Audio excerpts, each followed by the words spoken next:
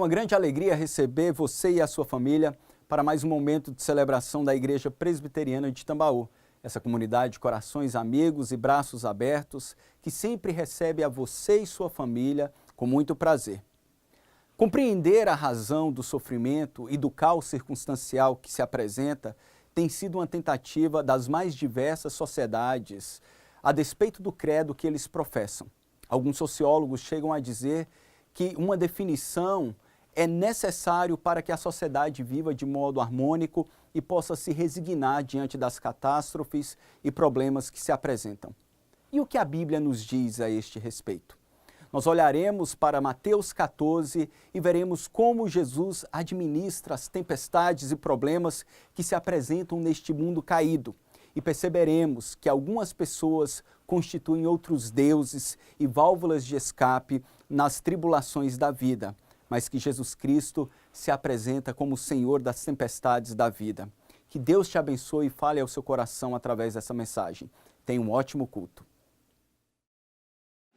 Privilégio nos reunirmos para adorar e exaltar ao nosso Deus e desfrutarmos de toda a graça e alegria da sua presença. No dia 25 de dezembro de 2012, alguns dias depois de um tiroteio que houve numa escola em Newtown, nos Estados Unidos, uma escritora norte-americana chamada Maureen Dowd, ela escreveu um artigo para o The New York Times intitulado Why God? Ou Por que Deus? E neste artigo ela discorria sobre o porquê de catástrofes e tanta dor e sofrimento que ocorre na humanidade como um todo, mas de um modo muito específico naquela escola onde crianças inocentes foram brutalmente assassinadas. Naquela mesma semana, o The New York Times recebeu centenas de e-mails e cartas-respostas discordando do artigo. É interessante que no artigo a escritora colocou até a palavra de um padre católico sobre a concepção cristã daqueles acontecimentos. E as pessoas falaram daquela catástrofe nas mais diversas perspectivas. Alguns atribuíram o que aconteceu na escola como sendo consequência do karma que aquelas vítimas tinham. Ou seja, alguns erros que eles cometeram em vidas passadas e teriam que pagar na vida presente pelo o que aconteceu. Essa é uma perspectiva espírita e também hinduísta. Outros disseram que era a natureza ilusória do mundo físico, que é um conceito budista acerca do sofrimento. E ainda outros que eram ateus e agnósticos disseram que o que aconteceu naquela escola não deveria ter uma resposta espiritual, tendo em vista que a única coisa que existe é o mundo material e físico. Deveria-se ignorar então uma resposta espiritual e buscar a solução social dos problemas que atingem a humanidade, principalmente atos horrendos como o que aconteceram nos Estados Unidos. Algo inegável, irmãos, diante não apenas do que aconteceu nos Estados Unidos em 2012, mas recentemente, e acontece no nosso país dia após dia, onde recebemos nos nossos grupos de WhatsApp, vídeos que mostram a dor, o sofrimento, a perda de muitas pessoas. A maioria delas são pessoas distantes, as quais nós não conhecemos, mas às vezes nós participamos da dor e do sofrimento de pessoas muito próximas a nós. E o diagnóstico que nós fazemos é que o sofrimento é algo inegável no mundo caído em pecado no qual vivemos, como bem disse William Shakespeare, compreendendo esta realidade ao declarar: a cada nova manhã, novas viúvas pranteiam, novos órfãos choram, novos lamentos golpeiam a face do céu. Essa resposta então de o porquê sofremos é uma tentativa presente, ou a busca dessa resposta é uma tentativa presente em todas as culturas, em todas as sociedades, a despeito do credo que essas pessoas tenham, se é que tenha algum credo, Os filósofos buscam avidamente, os sociólogos e antropólogos, eles têm analisado as várias maneiras através das quais as sociedades buscam compreender e consolar as pessoas que passam por dores profundas. E eles chegaram à conclusão de que quando uma sociedade ela não cria um sistema de conforto e consolo adequado que possa apaziguar as pessoas que nela vivem, essa sociedade tende a entrar em colapso e a provar num grande caos. Nietzsche e Max Weber, eles disseram que quando essa sociedade não tem essa perspectiva de consolo, ela cai naquilo que eles chamam de ressentimento ou amargura de alma. Uma constatação que os sociólogos fazem é que dentre todas as sociedades e culturas presentes, em todas as épocas, nenhuma sociedade administrou tão mal a dor e o sofrimento como a sociedade ocidental na qual nós vivemos. Quando é comparado como as diversas culturas lidam, a nossa, ela não sabe administrar corretamente aquilo que passa. Não apenas numa compreensão filosófica, porque a nossa busca não é compreendermos meramente numa perspectiva filosófica o sofrimento, porque enquanto vocês estão ouvindo esta mensagem, 5 crianças no mundo serão mortas vítimas de abuso. O sofrimento é real, é palpável, e além de compreendermos em nossa cognição, nós queremos olhar para a palavra de Deus e buscarmos na nossa mente, em nossos corações, as respostas que Deus nos dá para as tempestades da vida, os sofrimentos as quais serão ilustrados pelas tempestades da vida. E para isso eu gostaria de convidá-los a abrirem as vossas Bíblias no Evangelho de Mateus, no capítulo 14, dos versos 22 ao 33.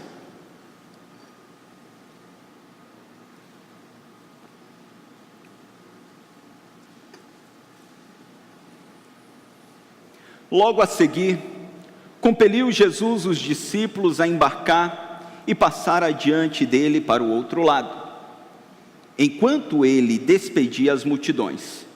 E despedidas as multidões, subiu ao monte, a fim de orar sozinho. E caindo a tarde, lá estava ele só. Entretanto, o barco já estava longe a muitos estádios da terra, açoitados pelas ondas, porque o vento era contrário. Na 4ª vigília da noite, foi Jesus ter com eles, andando sobre o mar. E os discípulos, ao verem-no andando sobre as águas, ficaram aterrados e exclamaram: é um fantasma! E tomados de medo, gritaram. Mas Jesus imediatamente lhes disse: tende bom ânimo, sou eu, não temais. Respondendo-lhe Pedro, disse: se és tu, Senhor, manda-me ir ter contigo por sobre as águas. E ele lhe disse: vem. E Pedro, descendo do barco, andou por sobre as águas e foi ter com Jesus. Reparando, porém, na força do vento, teve medo. E começando a submergir, gritou: salva-me, Senhor. E prontamente Jesus, estendendo a mão, tomou-o e lhe disse: homem de pequena fé, por que duvidastes? Subindo ambos para o barco, cessou o vento, e os que estavam no barco o adoraram, dizendo: verdadeiramente és filho de Deus. Vamos orar? Pai, nós te louvamos por tua palavra, que nos encoraja, nos exorta, admoesta, nos consola, e suplicamos que através do teu Espírito nós possamos compreender o que o Senhor tem a nos falar, acerca das tempestades da vida, que o mundo desesperadamente busca compreendê-las ou se revolta acerca delas. Dá-nos, Senhor, a compreensão da tua voz através do texto sagrado. Nós te pedimos em nome e para a glória de Jesus. Queridos, nós estamos no Evangelho de Mateus, diante de um dos momentos mais dinâmicos do ministério de Jesus. Mateus tinha a proposta de apresentar a Jesus como o Rei dos Judeus, aquele que veio para reinar, o Messias prometido. E essa proposta é comprovada capítulo após capítulo. Depois de operar muitos sinais e ensinar a uma grande multidão de aproximadamente 12 mil pessoas, porque eram 5 mil homens apenas, sem contar crianças e mulheres. Depois de um longo tempo, Jesus opera um dos milagres mais extraordinários que comprovaram a sua divindade. É quando ele multiplica pães e peixes e alimenta toda aquela multidão de modo incontável. Certamente aquele foi um momento de êxtase para todos os discípulos que viram o milagre que o Senhor operara.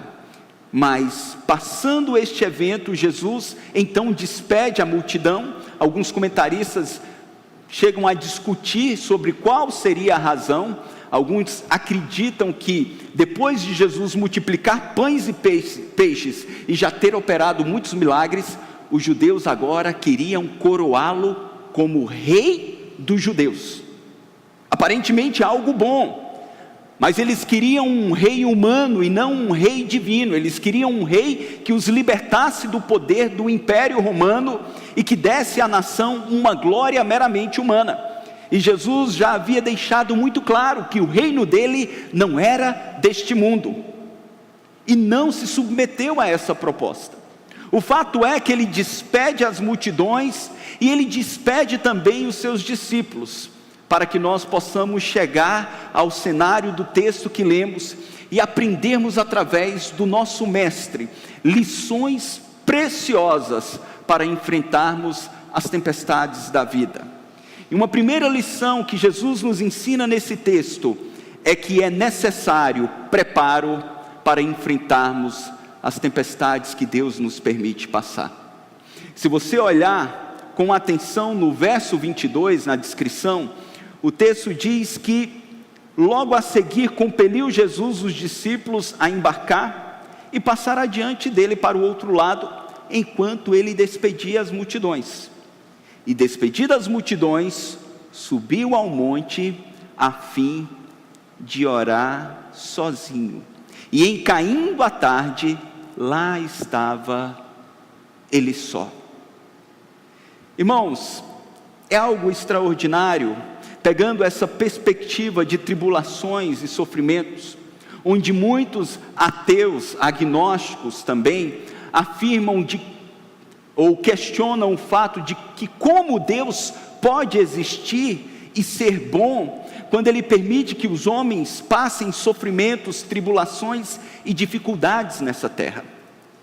É bem verdade que nós não temos respostas para todo e qualquer caos ou calamidade que se apresenta, mas a resposta mais gloriosa que nos deixa maravilhados com o amor e o cuidado de Deus, é o fato de Deus Pai ter enviado o seu próprio Filho, o Verbo que se faz carne e habita entre nós. E mesmo sendo o Deus glorioso que abre mão e se esvazia da sua glória, vive durante 30 anos, e por 30 anos se preparando para o ministério, tendo iniciado o seu ministério, agora ele sofre junto com os seus discípulos, e se prepara para toda e qualquer tempestade e tribulação que Deus Pai o permitiria passar em nosso lugar, naquilo que os teólogos chamam de obediência passiva do Redentor. Toda a culpa ou todo o peso do pecado que deveria cair sobre nós, recaiu sobre Ele. Cristo se prepara durante toda a sua vida, e nós percebemos neste evento especificamente que envolve uma tempestade, Ele se prepara através de uma vida devocional constante e intensa. Ele despede os discípulos no mar da Galileia, que deveria ter uma extensão de aproximadamente 10 quilômetros, essa viagem, e esses discípulos, enquanto estão atravessando, Jesus está ainda dando uma certa atenção à multidão que ali estava, porque as demandas e necessidades eram inúmeras. E depois disso, ele faz algo que não é pontual, mas era uma prática contínua de todo o seu ministério. O verso 23 nos mostra que ele sobe ao monte a fim de orar sozinho. E caindo a tarde, lá estava ele só. Quando nós olhamos os evangelhos, no exercício do ministério de Jesus, em diversos momentos, diante de um ativismo inimaginável, ele se afastava das multidões para orar, para estar sós com o Pai, para buscar a face do Pai continuamente. Ele era Deus, com todos os atributos de divindade, mas era homem de carne e osso como nós. Não tinha as inclinações do pecado, mas tinha todas as limitações físicas que o nosso corpo tem. Mas Jesus nos trouxe um exemplo extraordinário, irmãos, que para enfrentar as demandas deste mundo caído é necessário preparo contínuo. Nós não sabemos quando as demandas chegarão. Percebam que eles estavam em um momento de extrema glória e esplendor, e subitamente o cenário muda para um momento de profunda dificuldade. E antes de chegar neste momento, Jesus estava no lugar onde lhe era habitual estar, orando. Compreendendo a verdade que o apóstolo Paulo nos exorta, de que devemos orar sem cessar, porque a oração é um dos meios de graça ou instrumentos que Deus proporciona à sua igreja para que nós possamos nos relacionar com Ele, despejar o nosso coração, falar tudo aquilo que vivemos, sentimos e poder ouvir a sua voz através da Escritura e do testemunho interno do Espírito Santo.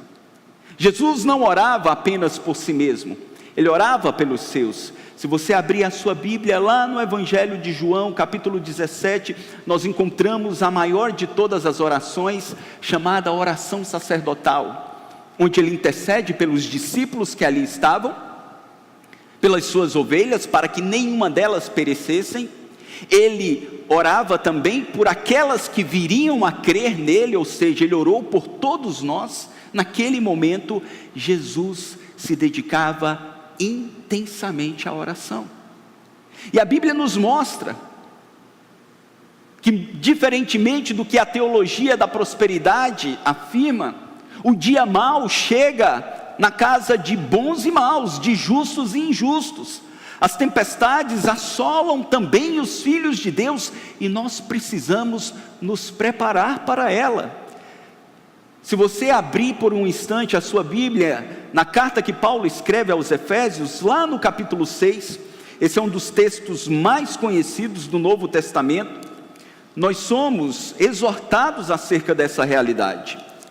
Efésios, capítulo de número 6, onde muitas pessoas utilizam esse texto como um amuleto de proteção ou de sorte em sua casa, deixando a Bíblia aberta em Efésios 6, na conhecida armadura de Deus.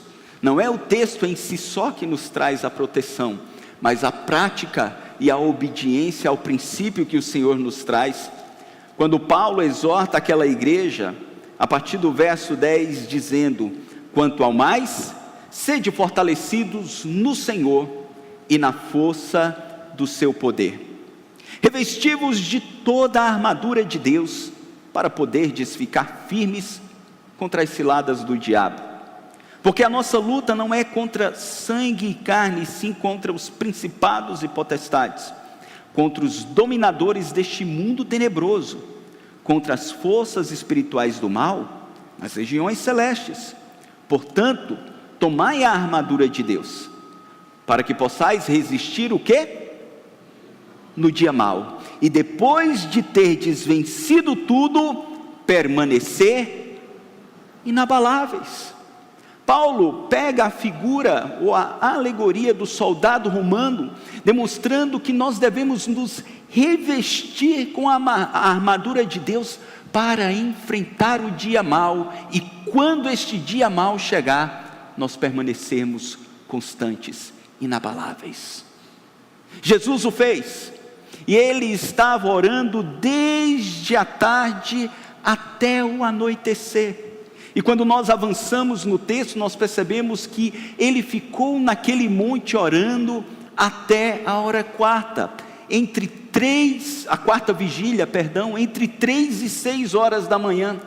Ou seja, ele ficou pelo menos de 6 a 10 horas isolado em oração, buscando na quietude forças daquele que é Senhor de todas as coisas, para enfrentar um mundo caótico que nós vivemos.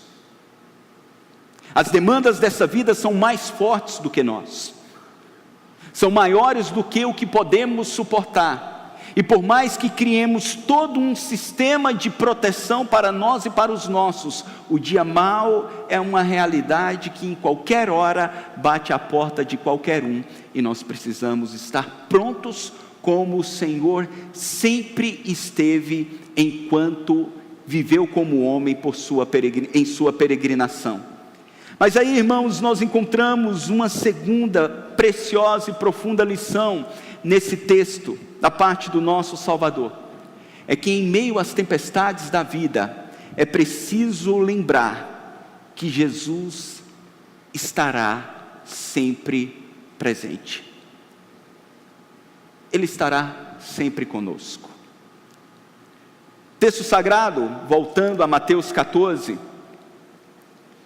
no verso 24 nos mostra: entretanto, o barco já estava longe, a muitos estádios da terra, açoitados pelas ondas, porque o vento era contrário. E daí, para os irmãos entenderem um pouquinho a topografia ou a geografia do ambiente ali do Mar da Galileia, o Mar da Galileia ficava aproximadamente a 600 pés abaixo do nível do mar. Então era um lugar quente, enquanto o Monte Hermon, que ficava ao norte, ficava a 9.200 pés de altura, com ventos frios.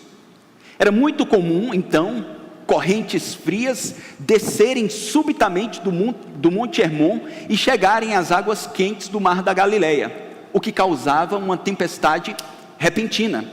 Mesmo alguns daqueles pescadores, sendo experientes, conhecendo bem o Mar da Galileia, aqueles discípulos eram pegos de surpresa, porque não tinha como se prever algumas tempestades que ali chegavam. O texto nos mostra que eles já tinham mandado alguns estádios. Os discípulos então, ou alguns comentaristas, acreditam que eles estavam no meio da viagem, depois de muitas horas, eram de 6 a 10 horas, tentando atravessar 10 quilômetros. A embarcação era um barco pequeno, mas não era uma viagem para durar esse tempo todo. Contudo, além da tempestade ser muito intensa, o vento era contrário e o barco simplesmente não avançava. E aí, pensando um pouquinho diferente na dinâmica de relacionamento que esses homens tinham com Jesus, eles andavam diuturnamente, eles comiam com Jesus, eles compartilhavam a vida e estavam com Ele o tempo inteiro.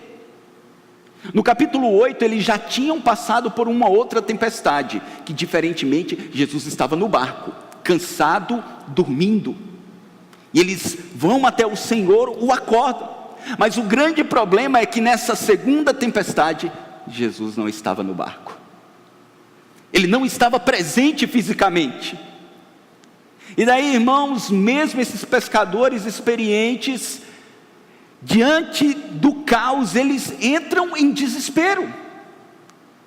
São 8 horas lutando contra um mar bravio, e eu confesso para os irmãos, eu tenho inúmeras vezes mais medo de uma viagem no navio do que de avião, porque um mar revolto é algo terrível. Esses homens estavam desesperados. O Senhor não estava ali com eles. O que eles precisavam saber é que, mesmo não estando fisicamente, Jesus, sendo onisciente, estando naquele monte, ele já orava e intercedia pelos seus. Nós precisamos ter a certeza que em muitos momentos, quando as tempestades começam a assolar a nossa vida e balançar a embarcação da nossa casa, a mesma tentação que esses homens sofreram, nós sofremos, de pensar de que Deus não estará ali com a sua presença abençoadora, de que Deus não está nos notando como deveria notar. Afinal de contas, já eram 6 ou 10 horas e Jesus não tinha dado as caras ainda. Onde o Senhor estava? Onde Deus está? Ou onde está Deus quando algo tão doloroso e inesperado bate à nossa porta? Onde o Senhor está quando as águas estão tão turvas que nós não conseguimos enxergar? Precisamos entender que a dinâmica da ação do Senhor nem sempre é a mesma. Numa primeira tempestade, ele estava dentro do barco e imediatamente, ao ser acordado, repreendeu a tempestade. Nessa segunda tempestade, ele não estava no barco, mas ele não apenas intercede pelos discípulos, ele vai ao encontro dos seus discípulos. Ele está presente nas tempestades da vida, mas muitas vezes o medo, o pavor e a desolação nos rouba a percepção dessa presença. Se vocês observarem, o medo era tão grande no coração daqueles homens que eles não conseguem perceber a chegada do Senhor. No versículo de número 26, veja o que o texto diz: e os discípulos, ao verem-no andando sobre as águas, ficaram aterrados e exclamaram: é o quê? Um fantasma! E tomados de medo gritaram. Irmãos, olha que interessante, aqueles homens de tradição judaica não se entregavam tanto a crendices em espíritos ou fantasmas como outros povos. O Senhor já tinha demonstrado no Antigo Testamento de que após a morte os homens seriam julgados. Ele já tinha uma percepção de qual era a dinâmica. Então não existia em Israel essa crença de alma penada, como se existia popularmente entre outros povos. Mas aqueles homens também sabiam que pessoas andando sobre o mar também não existia. E de repente, no mar revolto, com ondas bravias, com um vento insuportável, o barco quase virando, quando eles olham, eles veem de longe alguém aparentemente caminhando sobre as águas. Se já estava ruim, ficou pior. Se o medo já era grande, agora se transformou em pavor, porque eles imaginavam ser qualquer coisa, menos Jesus vindo ao seu encontro, trazendo socorro e alívio para as suas aflições. E é por isso que a imaginação deles então cria um cenário, e eles gritam desesperados dizendo: é um fantasma. Não é interessante, irmãos, que às vezes quando as circunstâncias fogem ao nosso controle, por mais que nós as tenhamos, e as tempestades começam a nos balançar, nós começamos a atribuir a forças malignas áreas da nossa vida às quais eles não têm o controle. Nós não negamos a nossa luta contra um mundo caído, como Paulo mesmo disse escrevendo aos Efésios, mas acima do poder das trevas que age neste mundo, nós precisamos crer e ter a consciência de que existe um Deus soberano que governa a história dos seus filhos. E por mais que em meio às tempestades nós não consigamos enxergar que é Ele vindo ao nosso encontro, trazendo alívio às nossas aflições e feridas, nós precisamos ter esta certeza: é Jesus quem está vindo, é Ele quem vem nos socorrer, é Ele quem vem trazer alívio em meio às dores mais profundas. Hendrickson afirma que os discípulos, eles precisaram descobrir que tinha um Salvador capaz não apenas de acalmar a tempestade, mas ainda de usá-la como um caminho para cumprir o seu propósito. Ele não apenas acalma, Ele usa as tempestades. Ele não apenas conserta o caos, Ele usa o caos. Ele não apenas traz solução para as dores, ou para a dor mais profunda, mas Ele usa a dor mais profunda, porque Ele é Senhor de todas as coisas, inclusive das tempestades horrendas da vida. E nós não podemos permitir que o medo e o pavor roube a nossa percepção de que o Senhor, Ele controla absolutamente, e que a presença abençoadora de Jesus nem sempre faz com que as tempestades se acalmem de imediato. Nós encontramos a continuação do texto, Pedro ainda em dúvida, mas sendo o mais intrépido dos discípulos, quando no versículo de número 27, Jesus os acalma dizendo: tende bom ânimo, sou eu, não temais. Não fiquem com medo, não permitam que o pavor e o desespero tomem o coração. E daí Pedro então lhe responde: Senhor, se és tu, manda-me ir ter contigo por sobre as águas. E aí Jesus disse: vem, Pedro. Alguns chegam a dizer que foram um ato de arrogância e de vaidade de Pedro, mas na verdade não. Foi uma sincera fé depositada. Se era o Senhor, e eles reconheceram a voz do Senhor em meio às águas turvas, dizendo: não tenham medo. Ele não acalmou o mar, mas ele disse para não temer o mar.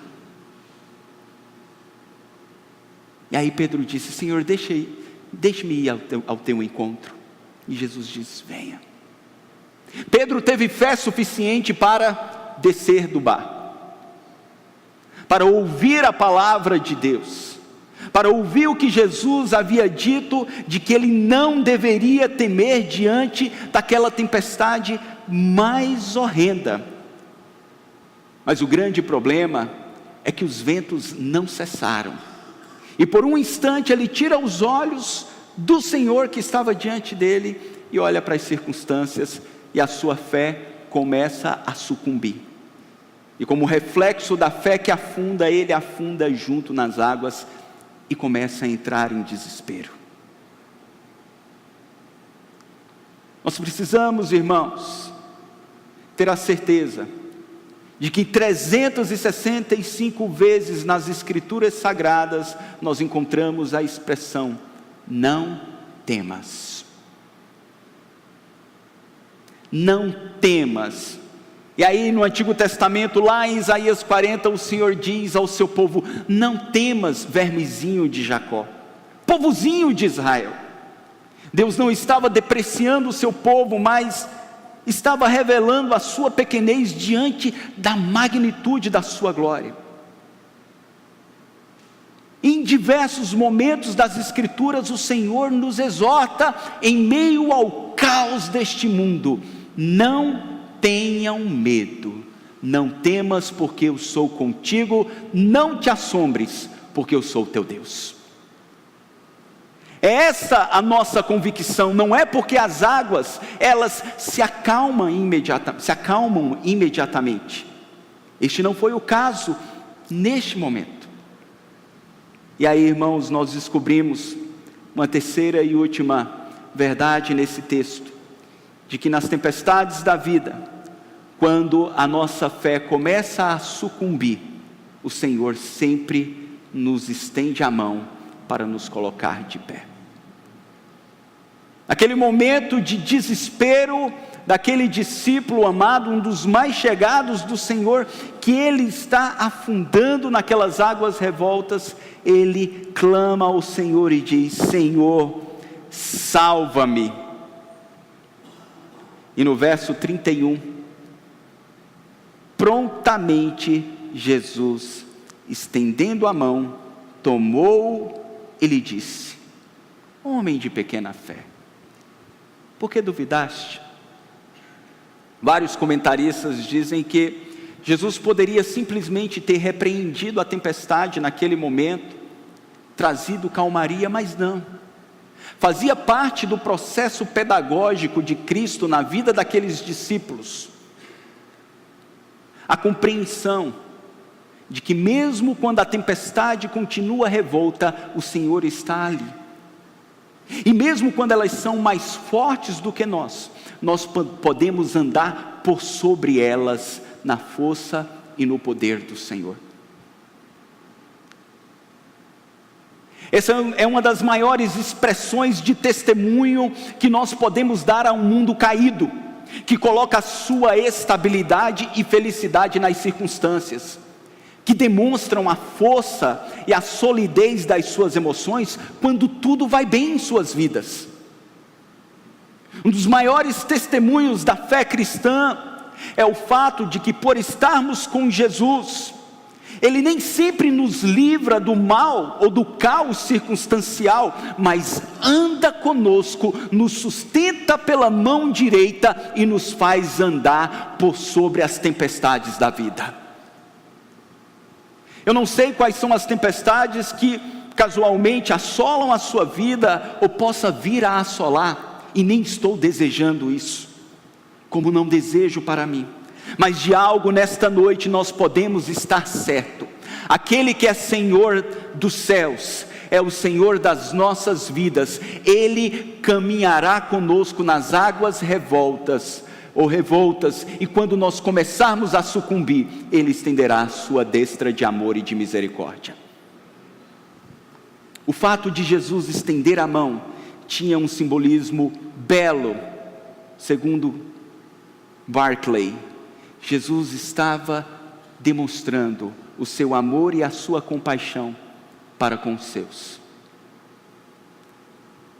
Nos momentos em que chegamos ao nosso limite, nos momentos em que a nossa fé vacila e não conseguimos ir a lugar algum, Ele nos estende a sua mão de amor,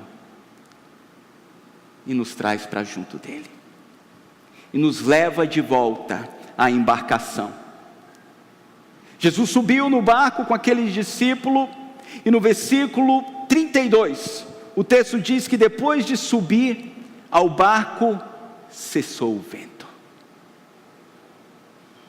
Após essa experiência de tanto aprendizado, o vento cessa, porque assim como os bons momentos nessa terra caída não se perpetuam, as tempestades também não duram para sempre. Elas têm um período de tempo estabelecido pelo próprio Deus, como o salmista declarou que o choro pode durar uma noite, mas a alegria vem pela manhã. O Senhor não quis acalmar o mar antes, eles precisavam passar, mas chega um momento em que, na autoridade daquele que é Senhor, as águas se acalmam. E a lição fora aprendida por aqueles homens. E daí nós descobrimos que nas tempestades, além de sermos fortalecidos em nossas fraquezas, nós somos levados à verdadeira adoração. É o que esses discípulos fazem, eles irrompem num cântico de adoração, ou numa expressão de adoração, quando eles dizem verdadeiramente no barco, e os que estavam no barco adoraram dizendo, vamos ler juntos, verdadeiramente és Filho de Deus. A divindade de Cristo e a filiação fora reconhecida por tudo aquilo que os homens provaram na manifestação do seu poder e do seu sustento. Experiência muito próxima a que Jó passou, depois de enfrentar todas as angústias, tribulações, águas turvas de um mar revolto. Nas suas tribulações, no capítulo 42 do seu livro, Jó diz: bem sei que tudo podes, e nenhum dos teus planos podem ser frustrados. Antes eu te conhecia de ouvir falar, mas agora os meus olhos te veem. As tempestades da vida, irmãos, são presentes que Deus nos dá para que a nossa fé deixe o mero campo da experiência cognitiva e passe a abraçar as nossas entranhas e a nossa vida como um todo.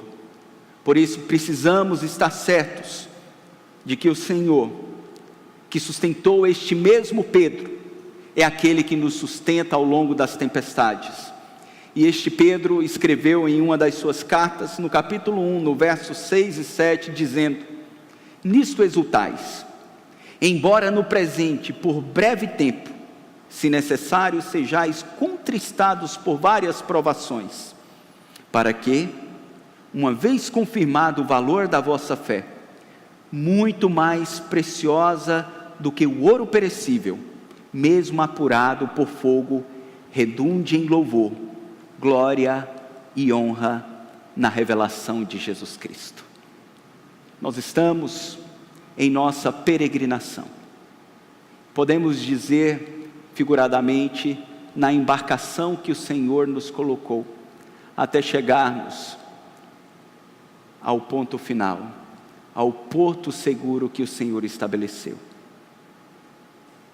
Dias ensolarados virão maravilhosos, algumas tempestades noturnas também chegarão, mas lembrem-se, nós precisamos nos preparar para isso. Uma vida de comunhão e devoção ao Senhor. Precisamos nos lembrar que Ele estará ali por mais que nós não o vejamos. E que nos momentos em que vacilamos, Ele nos levantará com a sua mão forte e nos acolherá em seus braços de amor. O próprio Filho de Deus passou por tudo isso para que pudesse se compadecer de cada um de nós. Recentemente o presbítero André fez menção a uma canção que foi cantada há 2 semanas no nosso culto, uma clássica canção por título em português, Sou Feliz com Jesus. Contudo, a versão original em inglês tem o título It is well with my soul, ou estar tudo bem com a minha alma, estar tudo ok com a minha alma. E nos detalhes, ou maiores detalhes dessa história, este hino ele foi composto por Horatio Spafford, que viveu no século XIX nos Estados Unidos. Houve um grande incêndio na cidade de Chicago em 1871, onde este homem perdeu praticamente quase todos os seus bens, tudo o que ele havia construído.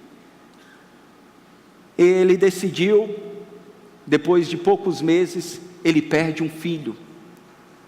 E no sofrimento da morte do seu filho e da perda dos seus bens, ele decide então ir na Inglaterra para uns dias de retiro espiritual e ter ali um encontro com Moody.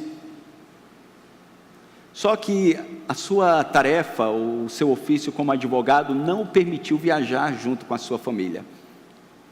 Então ele envia a sua esposa e suas 4 filhas em um navio e fica para resolver alguns problemas.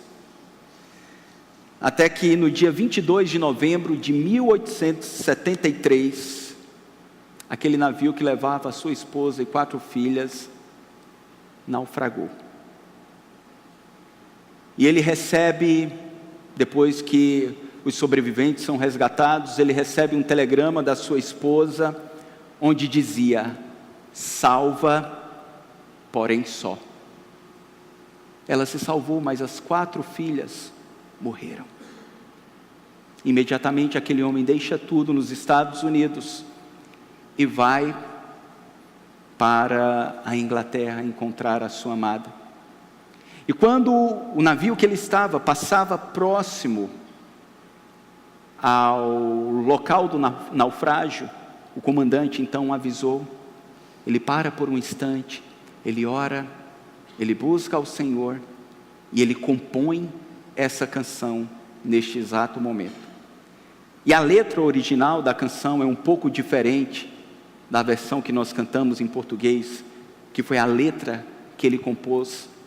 Dizia exatamente assim: quando a paz como um rio atravessa o meu caminho, quando tristezas como as ondas do mar me inundam, seja o que for a minha porção, tu me ensinas que tudo está bem com a minha alma. Tudo está bem com a minha alma. Ainda que Satanás me ataque, se provações me vêm, que eu deixe esta segurança controlar-me. Cristo já considerou a minha triste situação e derramou o seu próprio sangue pela minha alma. Para mim, portanto, viver é Cristo daqui para frente. Se o Jordão acima de mim rolar, nenhuma dor intensa provarei, pois na morte e na vida tu has de sussurrar paz na minha alma. Senhor, é por tua vinda que nós esperamos. Ó céu, o céu e não o tumulto é o nosso alvo. Ó trombeta do anjo, ó voz do Senhor, esperança e descanso, abençoados da minha alma. Vai tudo bem com a minha alma. A dor e a agonia certamente assolavam o coração daquele homem, mas a paz que excede todo entendimento o guardou, porque, como bem disse C.S. Lewis, Deus sussurra nas nossas alegrias, fala aos nossos corações, mas grita nas nossas tribulações. Que nós possamos fazer deste Deus o Deus das tempestades da nossa vida, cantando esta canção antes de nós orarmos juntos.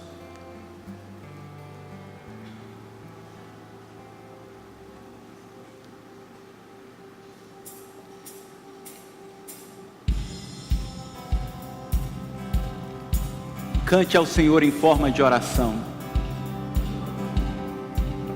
Se paz mais doce me deres gozar, se dor a mais forte sofrer, ó seja o que for, tu me fazes saber que feliz com Jesus sempre sou. Sou feliz com Jesus. Sou feliz com Jesus, meu Senhor. Embora me assalte o cruel Satanás e ataque com vis tentações, ó certo eu estou, apesar de aflições, que feliz eu serei com Jesus. Sou feliz com Jesus. Sou feliz com Jesus, meu Senhor. Meu triste pecado por meu Salvador foi pago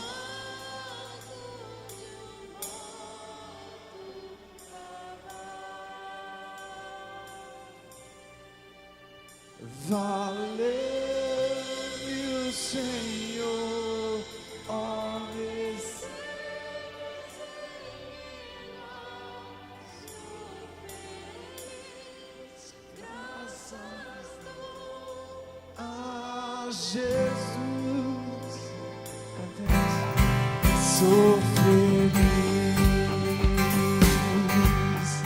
com Jesus. Sou feliz com Jesus, meu Senhor. A vida eu anseio do meu Salvador. Em breve virá me levar ao céu, onde vou para sempre morar com os remidos na luz do Senhor. Sou feliz com Jesus. Sou feliz com Jesus, meu Senhor. Sou feliz com Jesus. Sou feliz com Deus.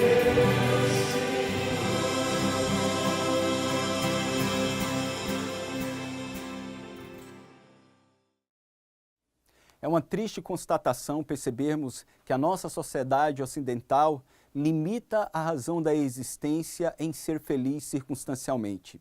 Isso é muito ruim, porque os problemas, quando se apresentam, nos prova que é impossível viver uma vida de plena alegria nessa configuração. Contudo, a palavra de Deus nos mostrou nessa noite que Deus tem um propósito específico para cada tempestade, e não apenas isso.